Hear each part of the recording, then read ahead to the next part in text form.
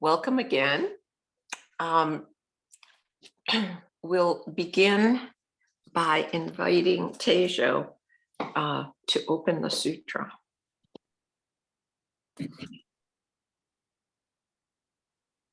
An unsurpassed, penetrating, and perfect Dharma is rarely met with even in 100,000 million kalpas. Having it to see and listen to, remember and accept, I vow to taste the truth of the Tathagata's teaching. Thank you. And now we'll invite Genjo to give the Dana statement.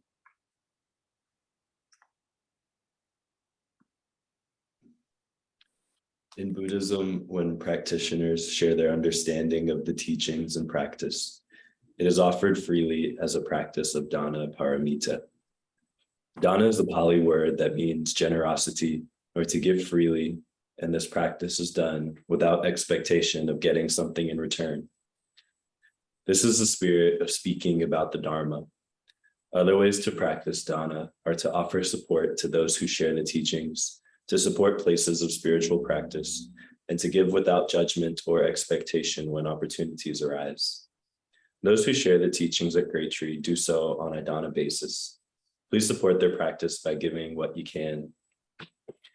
And I'll put Meredith's address into the chat, and if there's another way that we can offer you dana, Meredith, please let us know and we can put it into the chat. Thank you.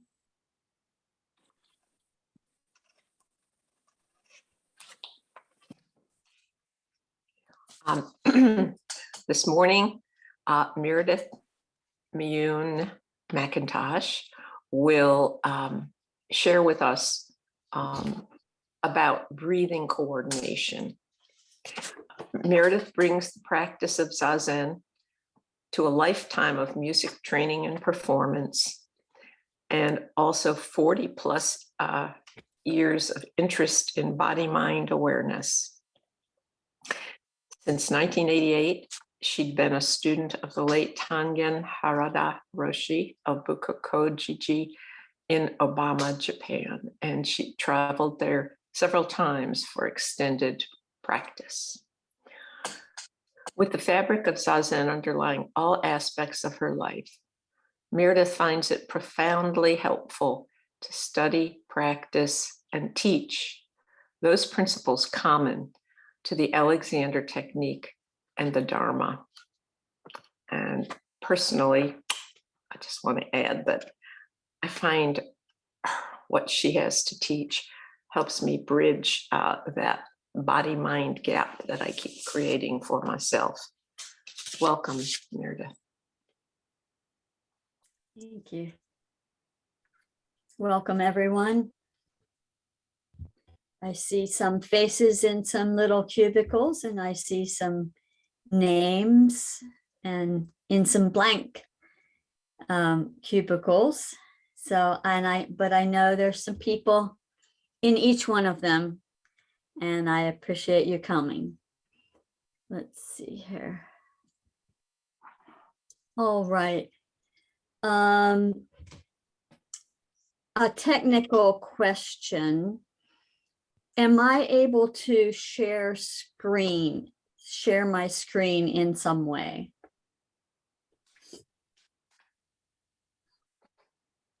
There's at the bottom of your screen, there's a green icon in the middle that says share screen. Yeah, I didn't know whether that was active if I'm just a participant. I don't think I'm assigned as a host. It won't come up if it's not active. Okay. All right, then I will do that later.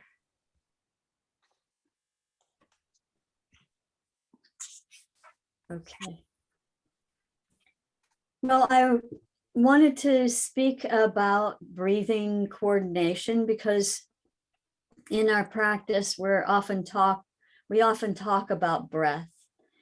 even at the very beginning of zazen instruction, as Tejo often shows us, when we're sitting down preparing to sit in zazen, we rock back and forth and do some stretching, and we match that with our breath. We exhale when we go down and inhale when we come up. And there are lots of references to breath in our practice. So it's nice to have that instruction. And it's also nice to fill in some details of what that word means, breath. So I wanted to go over some of the coordinations, the various coordination things that are happening when we breathe. But first, I'd like to just take a few moments and at your own timing, notice your breath without changing it. Just have some breaths come in and out, and notice what moves or doesn't move, or how it feels, or temperatures, changes, whatever you notice. Inhale, exhale, maybe 5 breaths. You can play with one of the breaths being maybe a really deep one, and then normal ones, however you want to do those 5 breaths, but just notice for yourself your breathing.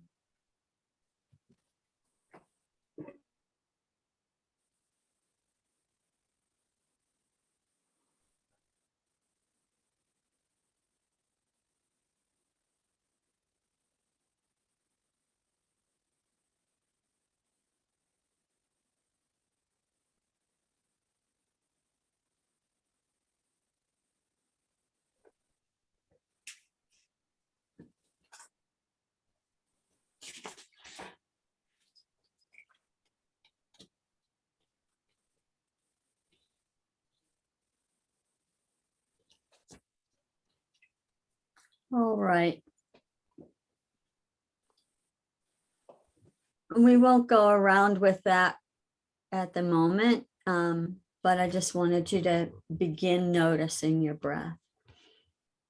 The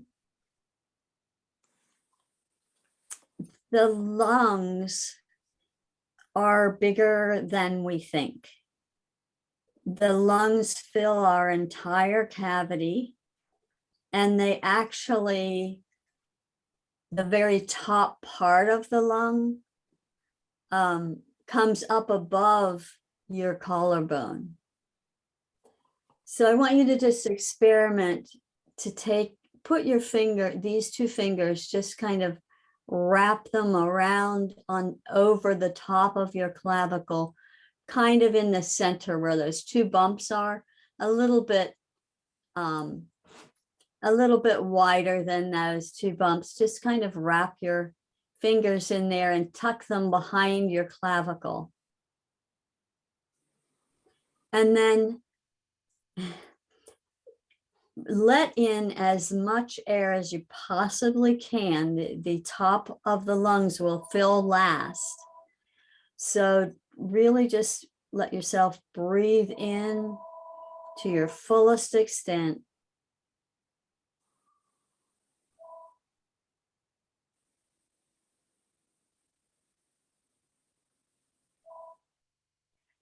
And at the end, can you feel a little puffy thing that comes up under your fingers? If you can, sometimes it's hard to do that depending on how you're shaped and this and that, and whether you've taken a really full breath. But if you've filled your lungs and it works for you, you can feel the little puffing out underneath your fingers. So just try one more time.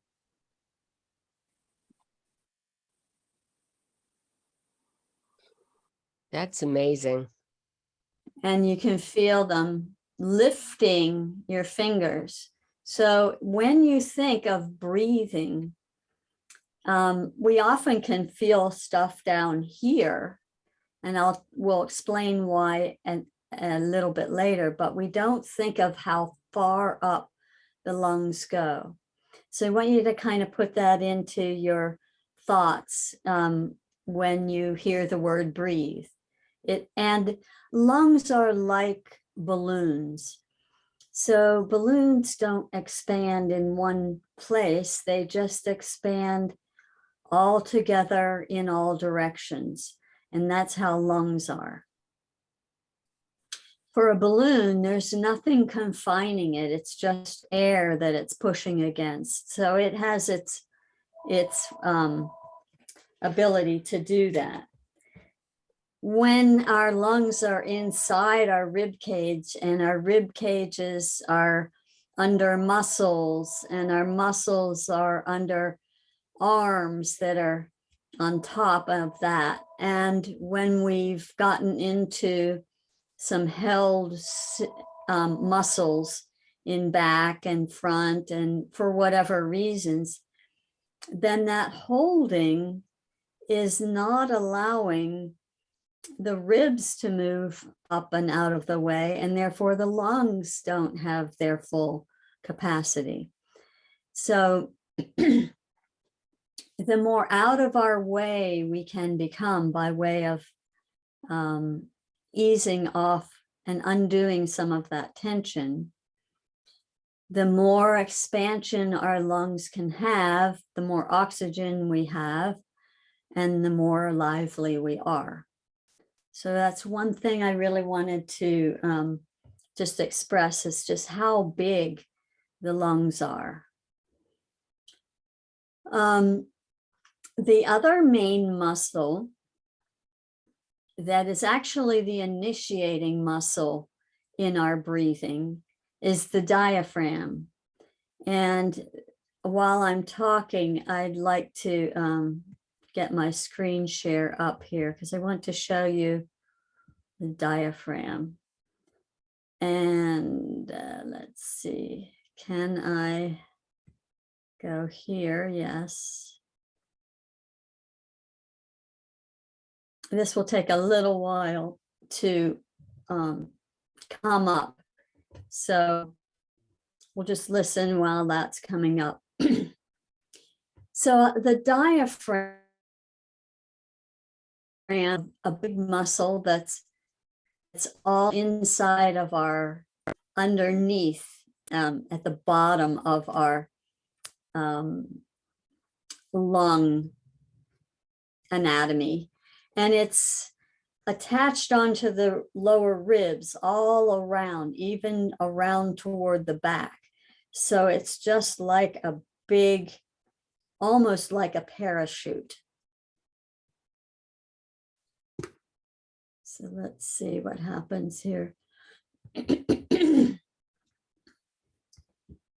So what I want you to do is dome up your fingers like this, so that you have like a dome on the inside. And that's going to be right at the level of the bottom of your sternum. That's your chest bone. And it ends about here. I don't know why that's not coming up. There we go. So the top of your dome is right at the bottom of your sternum, and it's doming up. When it's in this position, it's at the very end of the exhale. So it's come up as you exhale. And as you inhale, it flattens and widens and descends. So that's inhale. And you can do this along with me. Exhale to dome up. Inhale, flatten and descend. And the flatten is parallel to the floor. And exhale and dome up. One more time, inhale. And exhale. All right, great. Let's see if we can add on, and you'll see I'm going to click on muscular down here. That's going to add on the deepest layer of our muscles, and there's many layers. The deepest muscle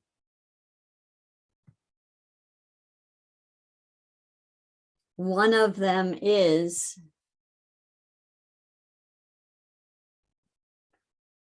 the diaphragm. This whole big muscle, there's some other muscles shown in here. Those are other ones, but this whole big one, you can see it from the top. See the dome, how it's domed? Let's see if I can get it over here. And it's all lined inside the ribs.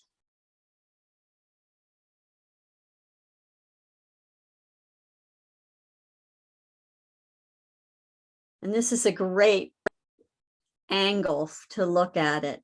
Here you can see it's attached to the sternum, and it's attached inside the ribs, lining all the ribs. And attached onto the spine. It does look like a parachute from inside. The red is muscle fiber with blood vessels. The white is more fascia and ligament, and that doesn't have the blood in it. It's stronger, really strong.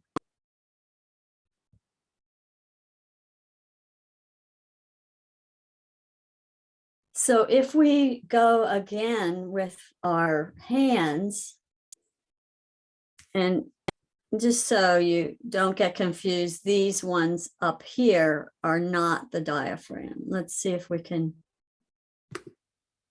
I can touch on the yellow now is highlighted. That's the diaphragm.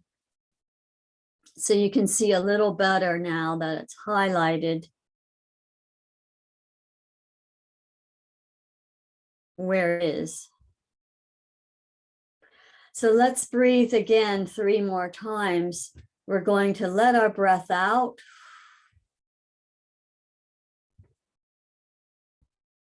And really let it all out. Inhale. Descends. Exhale. Inhale.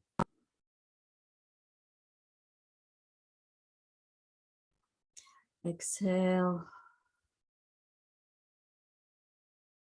Inhale. And exhale, really letting all the breath out.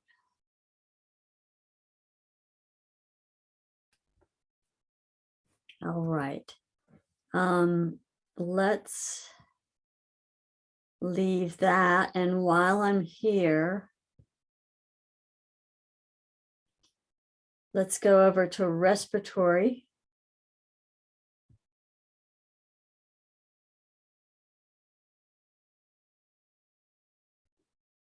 And here,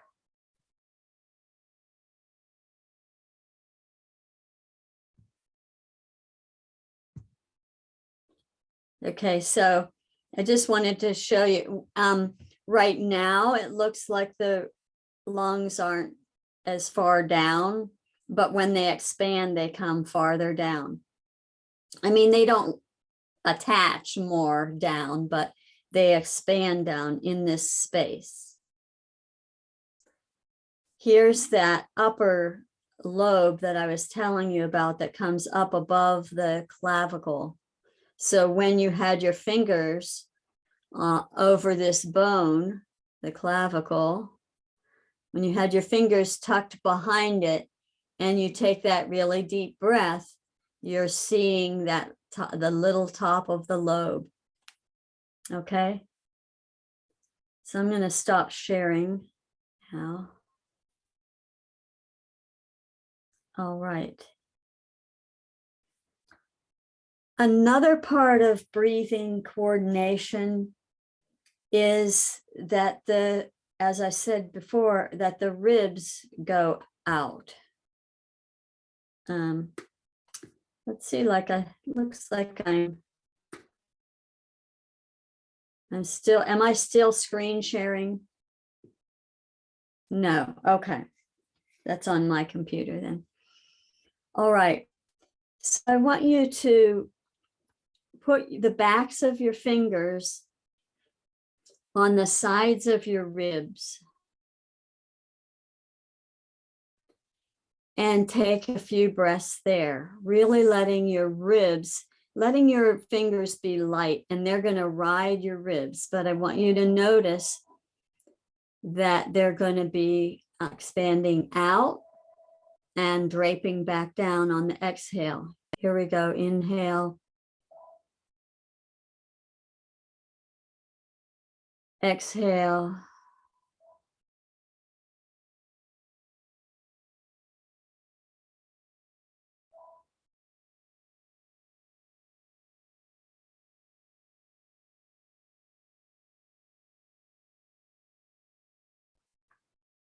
And one more. Now, if you can, it's a little bit harder, but if you can, put your hands kind of on the backs of your ribs. If you can't do that, that's fine. But just think about widening here as you inhale. So inhale.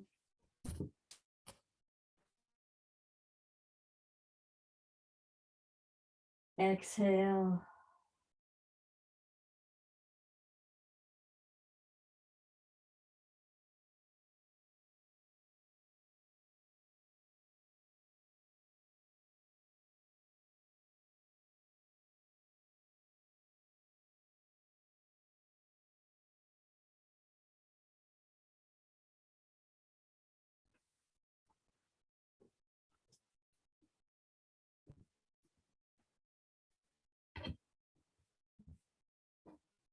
So let's think about those together. As your diaphragm is descending, so it's going this way, your ribs are, this is a funny thought, but the other day I was kind of thinking about it like it's a theater production, right? And the ribs are kind of like the curtains. They get the actual impulse from the brain saying, okay, we need oxygen. That chemical impulse is actually the very first movement is the diaphragm getting that cue from the brain, and it starts to descend. A microsecond later, other things happen. So the initiating thing is in the diaphragm, but really close by. So here comes the moment the curtain is going to be going apart, and the lungs filling as the diaphragm descends. So just think through, maybe put one hand as the diaphragm, the other hand on your ribs.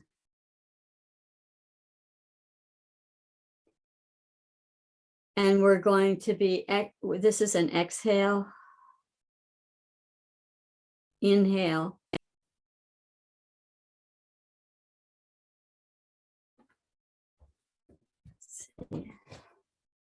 Exhale.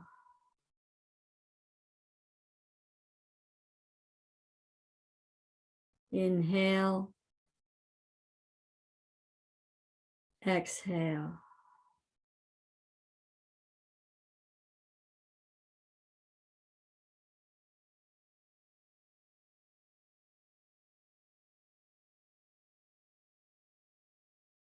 One more.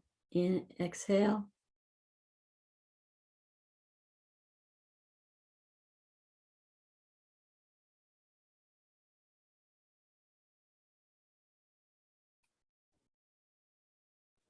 So that might feel a little awkward to try both together, but that's what's happening.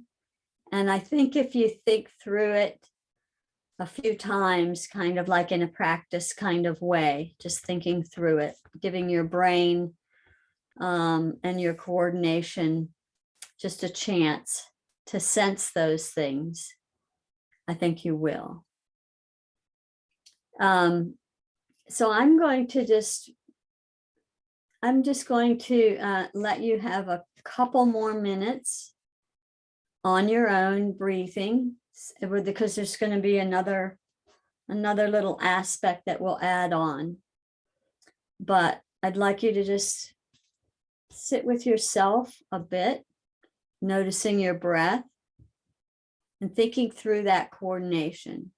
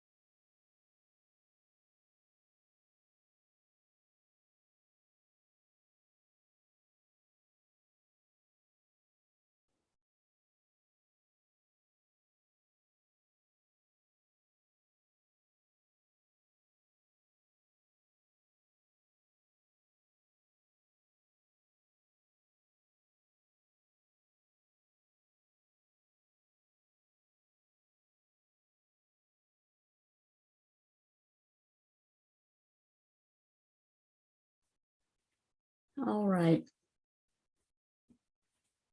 Does anyone want to comment or ask a question at this point?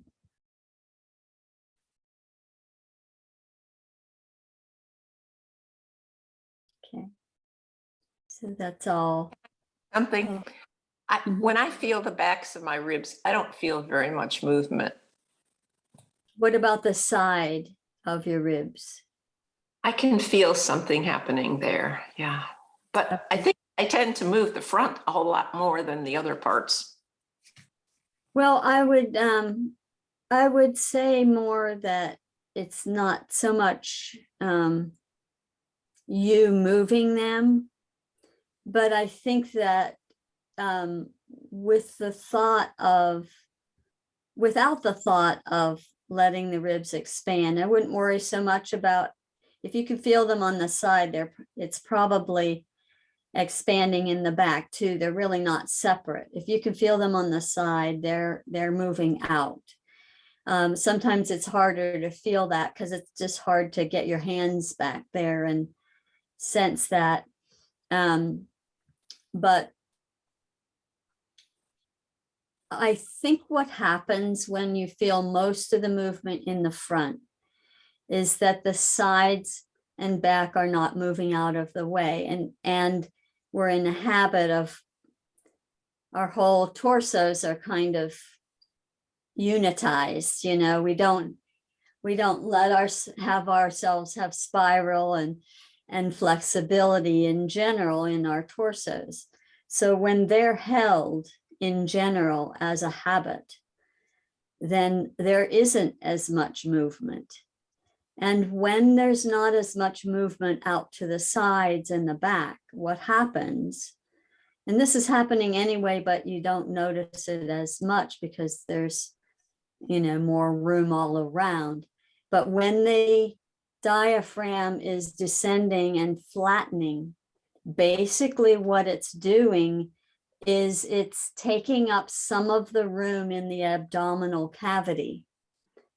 And the only place, if most of the movement in your ribs is just right there, and there's not much, then the diaphragm descending into the abdominal cavity goes just more in the front, and it displaces the guts, which is a natural thing that happens. That's why our stomachs pooch,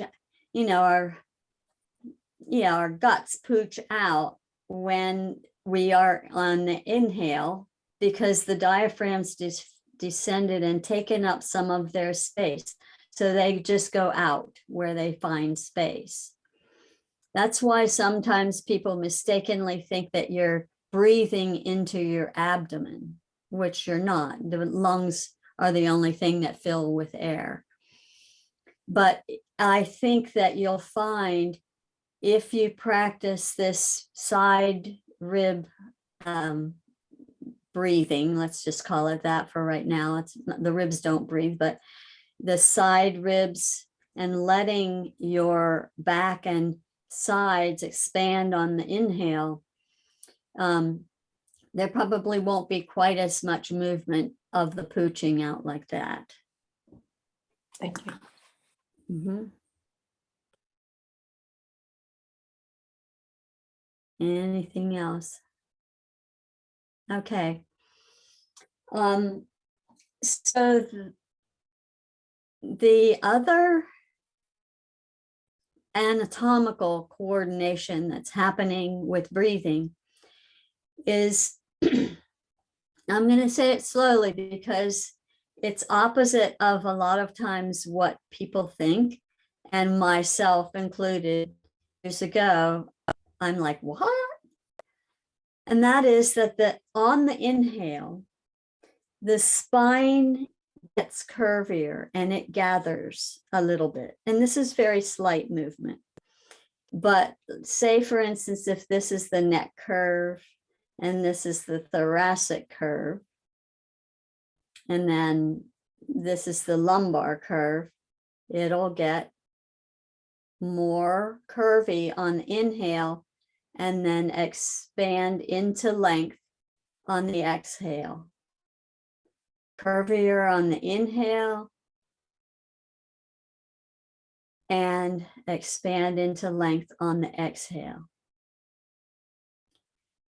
I think the reason why we get that mixed up is that often when we say, oh, take a deep breath, we go and raise our shoulders and bring our chest up. I don't exactly know where that started, but that's what we do. Or sometimes in a yoga class, you'll hear, inhale and lengthen your spine. So that is, it's not really what's happening.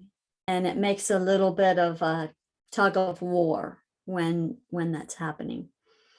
In a different setting, I would, well, let me get a show of hands of how many people have the ability to lie on the floor on your side with a pillow under your head. Is that easy to get together real quickly? Okay. Why don't the people that can do that, do that?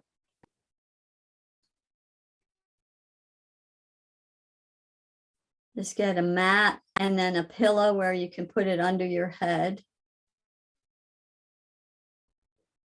And if you can't do that easily right now, then I'd like, Tejo, can you put your camera, well, I think it'll be too hard to see anyway. It's okay.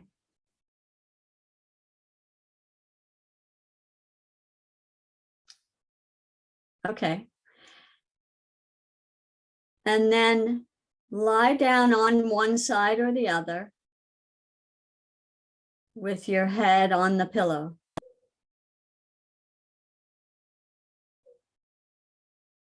If you're still seated, then you're going to just think about this. And when you have a chance for a friend to help you experiment with this, please take that opportunity. So as you're lying on your sides, take a few breaths and see if you can't notice between your upper back and the back of your head the slight gathering that is happening on the inhale.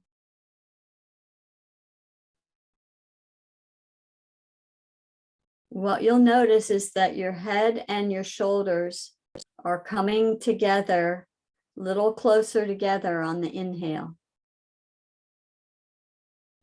I don't know whether you can do it. Feel this.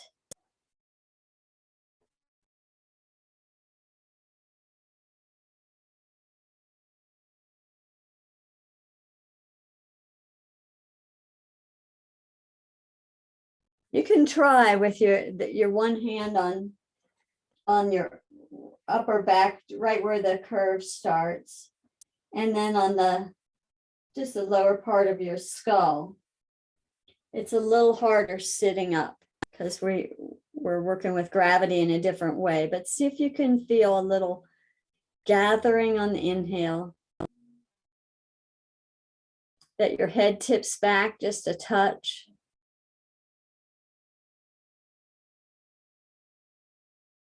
And then the hands come away from each other a little bit.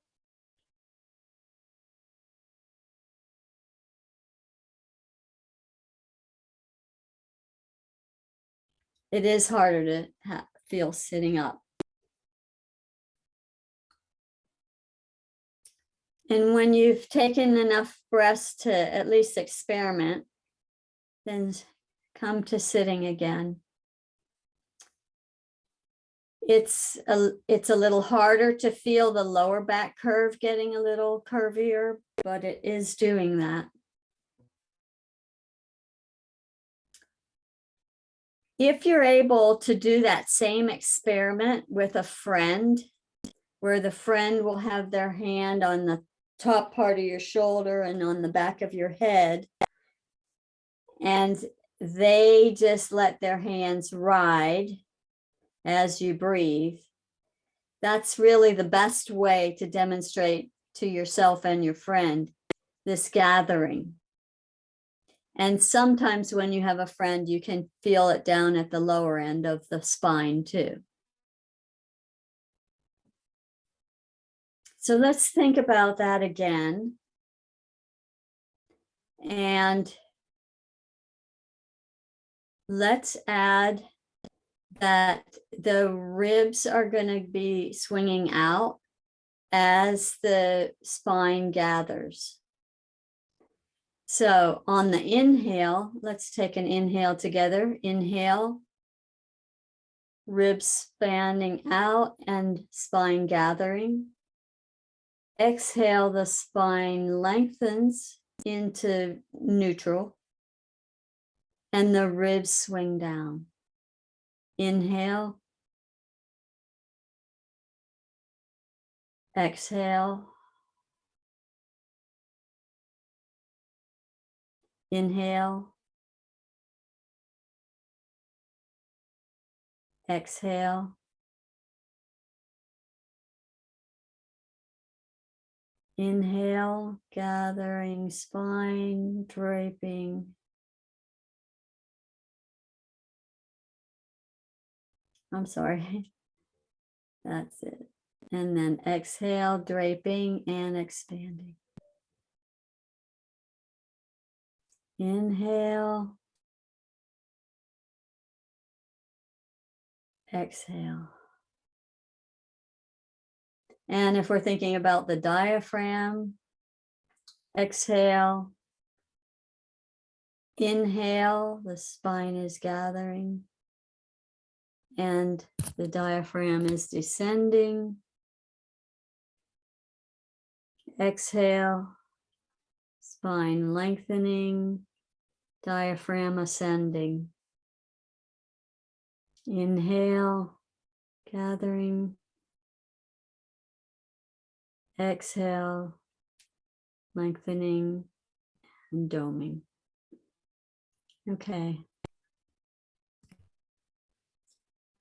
So we're not going to be tracking all of that when we're sitting in zazen. You may or may not feel all of that. I would invite you to try to get together with a friend just to, kind of confirm what I'm saying about the spine gathering. I would say the most important part of the anatomy thing to kind of be an indicator or just a habit to work with yourself on is the ribs and the back widening and the ribs swinging out. If you can only pick one thing. But I would just say, as you're sitting down, for the next week or something before you start your zazen practice, just pick one, or if you can get two, that's fine. Just to think about the diaphragm for a few breaths and then start your sitting. The diaphragm and the ribs swinging out are really coordinated together. So you can kind of switch back and forth pretty easily with that. I just wanted to offer this because I think it really helps to understand or at least visit some information about what's actually happening. And if it just kind of gets somewhere in your being when you say the word breath, it's okay. But just to know a little bit more about what is actually going on. So I wanted to leave the anatomical part of it go right now and think a little bit more about the exhale, the length of the inhale and the length of the exhale. Often we pay more attention or more concern with the inhale. But it's the exhale that really lets the body exhale used air. And then the more that's exhaled, the more the inhale can have in it because there's just been more air exhaled from the lungs. There's a man named Carl Stough, S-T-O-U-G-H. And he did a lot of good work in this breathing coordination and teaching people how to relearn natural breathing coordination, which depends on all the things we've talked about already. But what he found when he was first starting is that people, and he was working with people with respiratory problems, that people felt such a sense of a lack of air because they weren't getting full breaths, that they got in a habit of really just focusing on pulling air in and not letting much air out. And when he was able to retrain them to really let the exhale have its full length, is when he saw improvement in their overall health and their respiratory health. So what I'd like you to do right now with me is to inhale, and then on the exhale, just let an inhale come in wherever you are in your breathing cycle. And on the exhale, we're going to just with a very loose jaw, like your, we're just going to let our jaw, well, let's just practice this to start with. We're going to inhale and we're going to say moo, which brings the jaw a little forward, moo, and then from there, moo, ah. We're letting the moo come forward, and then the ah, let the jaw drop away from the skull, which is way up by your ears. So here we go. Inhale, letting your ribs move out to the sides. Inhale. Moo.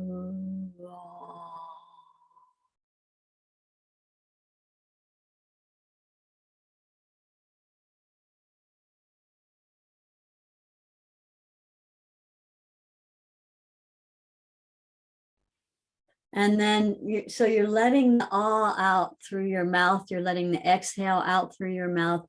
And you're kind of doing a vocal, not a ah, but just letting the air come out with a little bit of sound, nothing forced. So we'll try that again. Moo. Well, sorry, I'm going a little too fast. So let's just catch ourselves at the end of the exhale. And inhale, let the ribs swing out. Moo. And let the ah continue to ride on the breath coming out as long as it possibly can without pushing.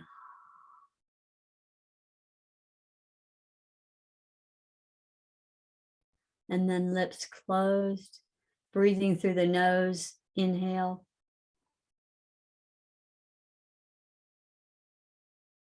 Exhale, moo. Ah.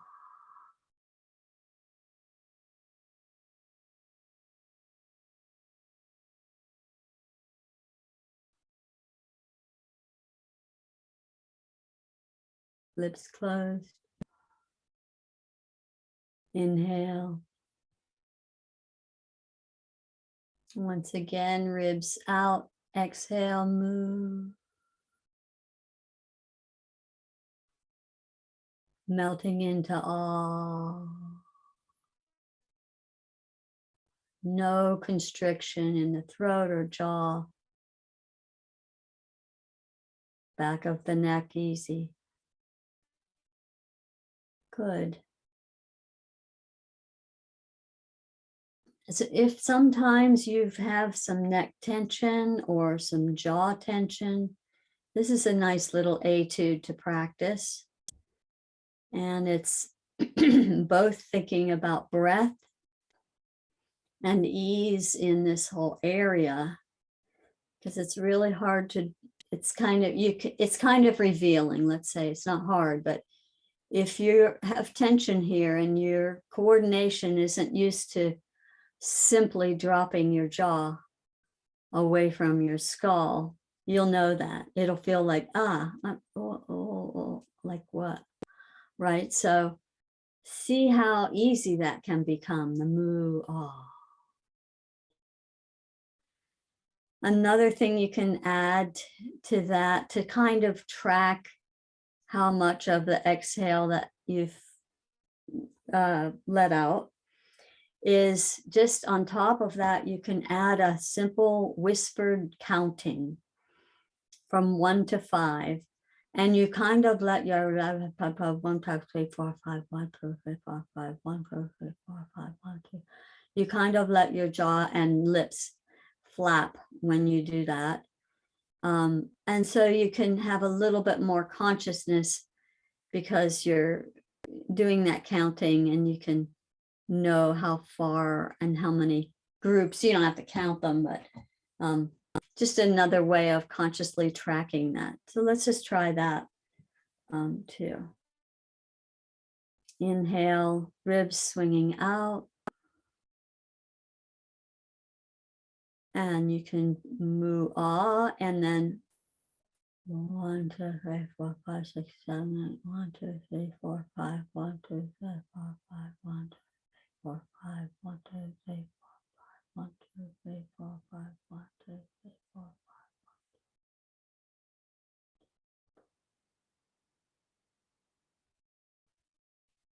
And then inhale, lips closed.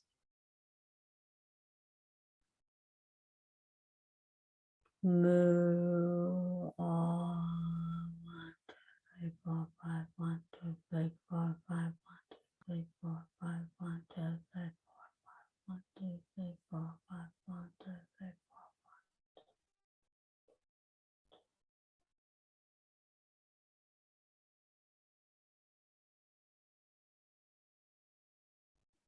5. Okay, good.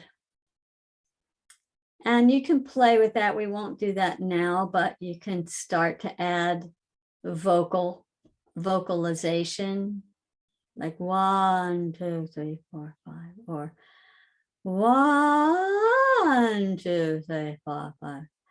And anytime you add something on that's kind of a little bit closer to talking, you might notice, oh, I've tightened my neck to do that. You really don't have to, but this whole idea of talking at ease, neck tension, throat tension is all incorporated in breathing and relating to the world, really. We talk all the time, but a lot of times when we do start to talk, you know, it's either thoughts about what someone already said or what we're going to say. And a lot of times the thoughts or the content of those thoughts produce different reactions and responses. And you'll notice that because the body is not separate from the mind, those thoughts and tensions and responses, they start to come in. And so the more you can know about your breath and some choices. I just took a breath and let my diaphragm, and I thought about my diaphragm descending and opening my throat. So you can kind of be relating to outside influences, even to the great stimulus of another person, and still be with your breath and still be letting your throat be open, and still let your jaw, if you're talking, well, there's a little bit more definition because I'm using some consonants now, but I'm still letting my jaw be easy, coming away from my skull. So you see how you can play with different aspects as you relate to your life and what's going on at any moment.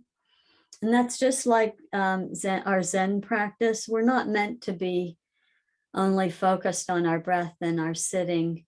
It's in relationship to our environment. Just yesterday, Tejo and I were writing out some instructions for zazen. And the very first thing is that we're not meant to be sitting alone. So let me see if I can find that real quickly. It's a good thing to read here at the end. Oh, hello, Mr. Anatomy. Okay, close that. As you're sitting, watching me look for my file, you can be thinking about your jaw and your throat and your breath.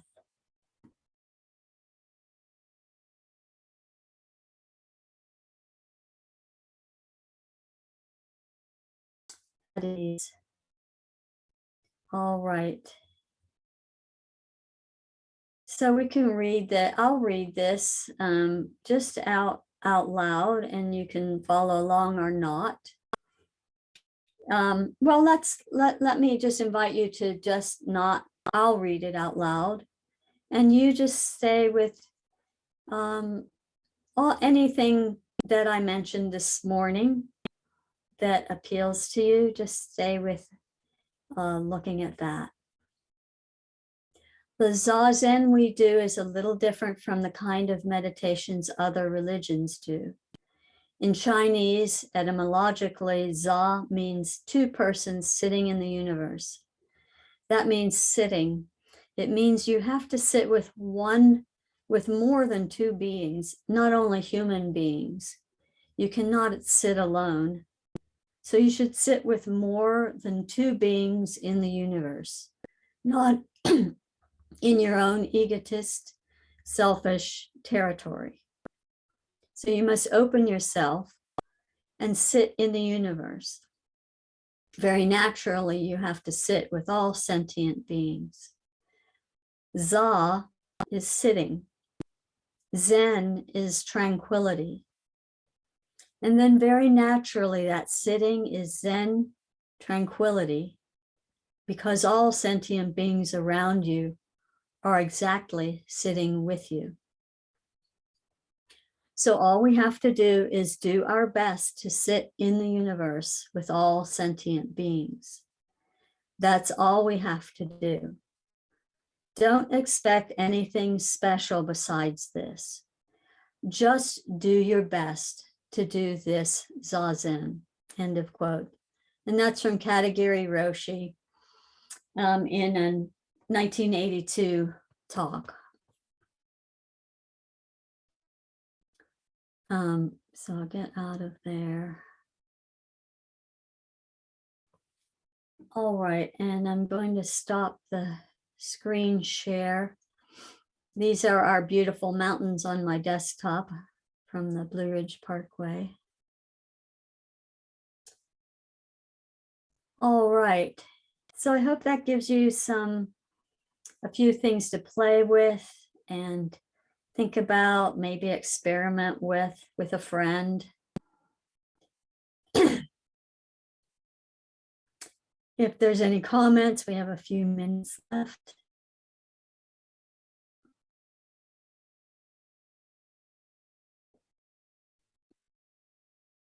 Thank you, Meredith. I noticed that when you were talking us through that, breathing in and feeling our ribs expand and breathing out and letting the diaphragm drop, and also mentioning how we kind of pull together when we breathe in and expand when we breathe out. I noticed that my body was really responding to that, just having that awareness of what is happening seems to help me release in some way. I mean, I think one of the things that I've always appreciated about Alexander technique is that you're kind of getting behind your habitual ways of thinking and seeing it in a different way. And you know, we've sort of been trained to think in a certain way and we don't even realize it. So anyway, thank you. I think that you're becoming aware of these things definitely, I think has the effect of you know, taking us more into our natural appreciation of what our body's doing. Thank you. You're welcome.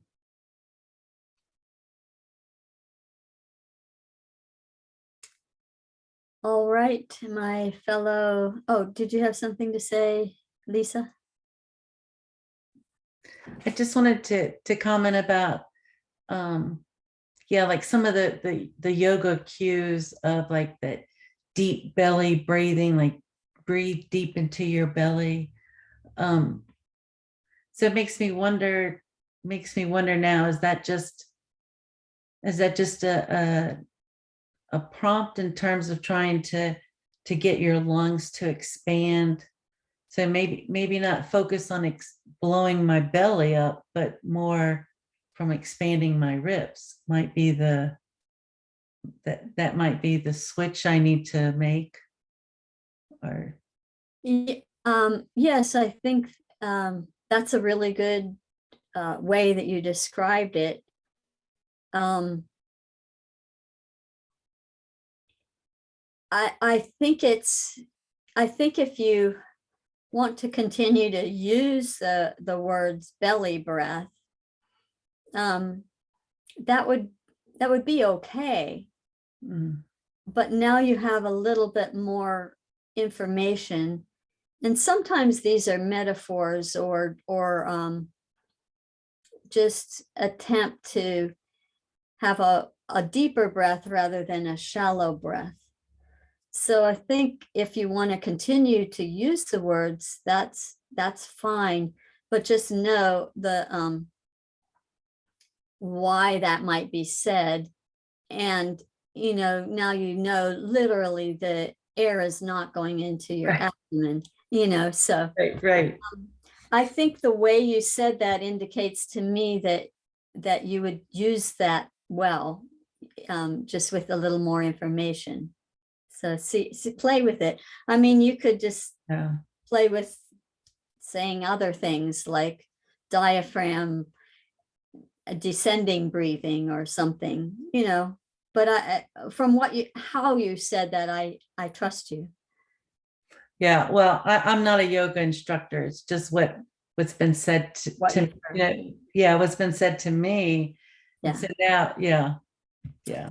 I would definitely, if someone says straighten your spine on the inhale, that I would not be able to translate. I'd say, don't say that. Because Right. that's really counter of what the spine is wanting to do or is trying to do.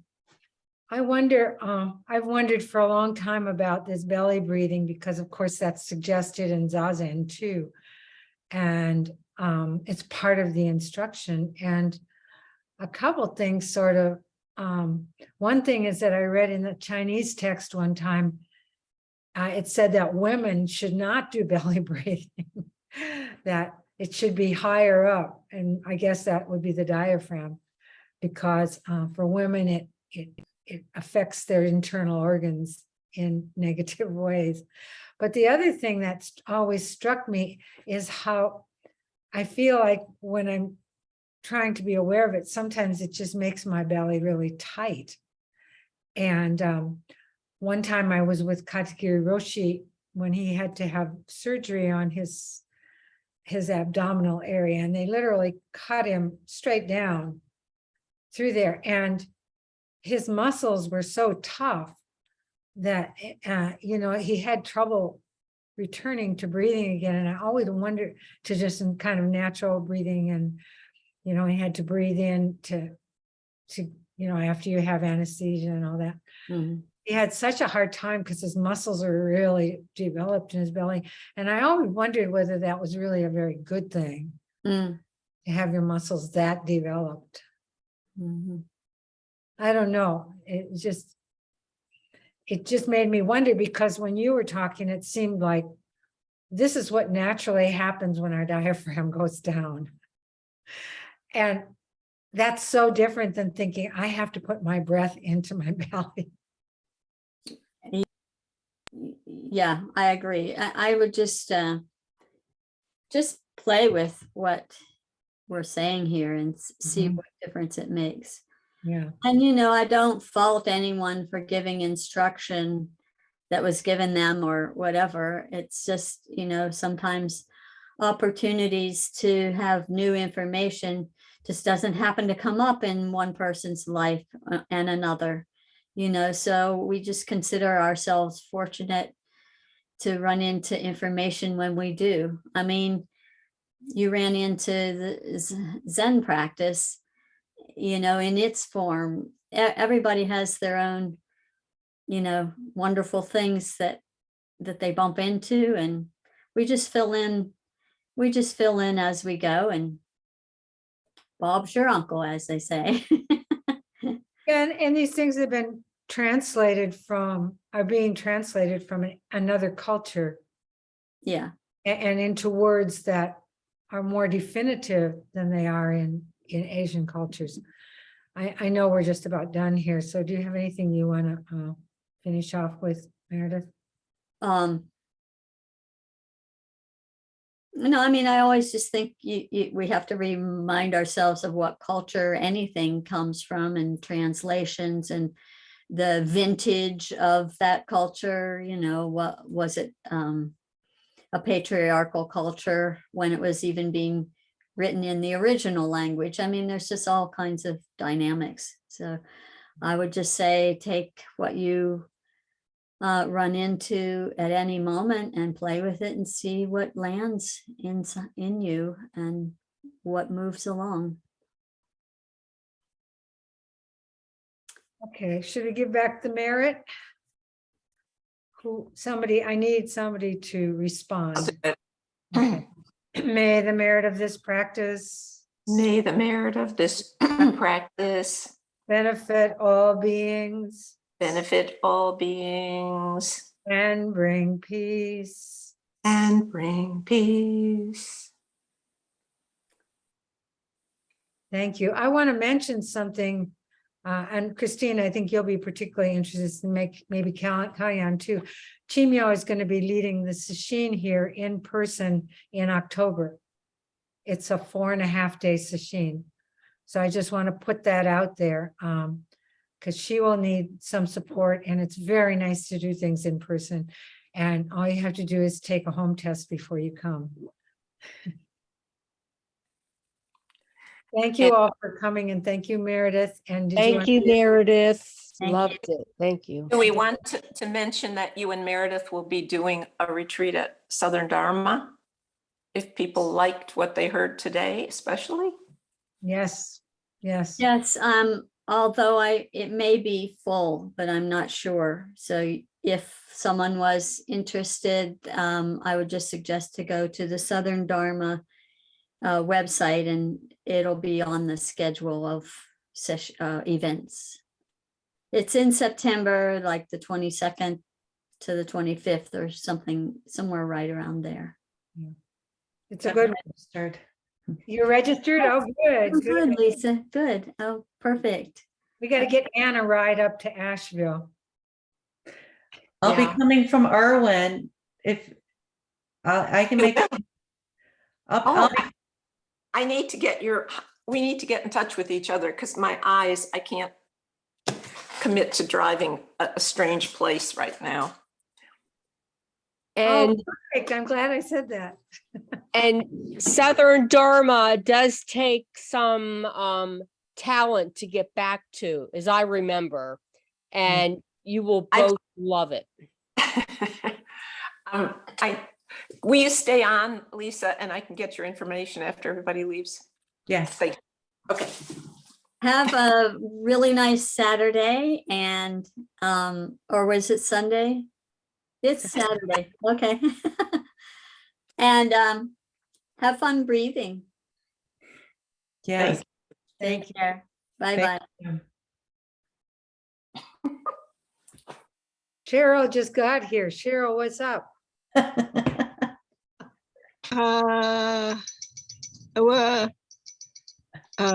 Wait, hello? Yes, we're here. Can you hear me? Yes, we can hear you. We can't see you unless you're Okay. Japanese looking. No, I'm just struggling with my device here. I hope I haven't interrupted anything. No, we were just finishing actually. Oh, okay. But Well- I let you in. Thank you. Is there more, is it a practice day today? Oh, that's right. It is a practice day. Okay, I don't know where Brian is.